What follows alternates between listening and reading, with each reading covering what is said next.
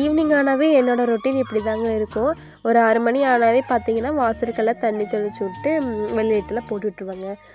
அதுக்கப்புறம் பார்த்தீங்கன்னா, அத்தை வந்துட்டு பால் கேனும், பால் பாத்திரமும் எடுத்துகிட்டு வர சொல்லியிருந்தாங்க. சரி அதையுமே கொண்டு போய் கொடுத்துர்லான்னு சொல்லி தான் போயிருந்தேன். அப்புறம் நான் அப்படியே பாதியிலேயே வச்சுட்டு வந்துட்டேங்க.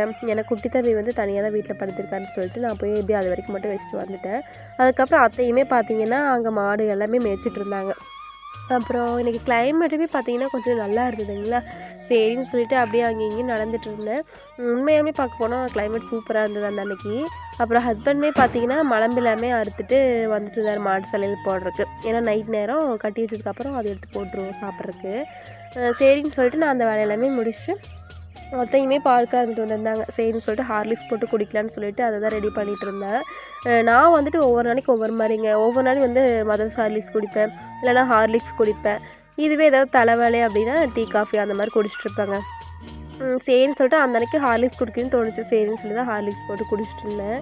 அப்புறம் எனக்குமே ஹார்லிக்ஸ் போட்டு, அப்புறம் அவருக்கும் ஹார்லிக்ஸ் போட்டு கொண்டு போய் கொடுத்துட்டேங்க. இப்போலாம் பார்த்தீங்கன்னா, நம்ம மகிழன் தங்கம் நல்லாவே வேக்கானமாயிட்டாருங்க.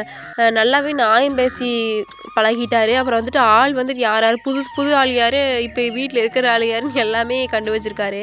அப்புறம் சரின்னு சொல்லிட்டு அப்புறம் அத்தையும் வந்திருந்தாங்க. அவங்களுக்குமே எல்லாமே டீ எல்லாம் போட்டு கொடுத்துட்டு, நான் வந்துட்டு கொஞ்சம் வெளியே வந்துட்டேங்க டீ குடிக்கலான்னு சொல்லிட்டு.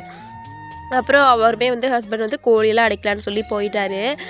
எனக்கு வந்துட்டு வீட்டுக்குள்ளேயே உட்காந்து அந்த டிவி பார்த்துட்டு டீ குடிக்கிறதெல்லாம் பிடிக்காதுங்க. எனக்கு இந்த மாதிரி ரிலாக்ஸாக வந்துட்டு வெளியே உட்காந்துட்டு டீ குடிச்சிட்டு அப்படியே கொஞ்சம் நேரம் உட்காந்துட்டு போகிறதுக்கு தான் எனக்கு ரொம்ப பிடிக்கும். அதுக்கப்புறம் பார்த்திங்கன்னா, மழையுமே கொஞ்சம் நல்லா வர மாதிரி ஆயிடுச்சுன்னு சொல்லிட்டு ஹஸ்பண்ட் எல்லாமே குஞ்சு கோழிகளெல்லாம் அடைக்கிறதுக்கு கிளம்பிட்டாரு. அதுக்கப்புறம் பார்த்திங்கன்னா, எனக்கு துவைச்சி துவைச்ச துணியெல்லாம் இருந்ததுங்களா, கொஞ்சம் காஞ்சிட்டு இருந்தது. அதையுமே சரி விட்டா நனைஞ்சிரும்னு சொல்லி நான் எடுத்துகிட்டு வந்து உள்ளே காய போட்டேங்க.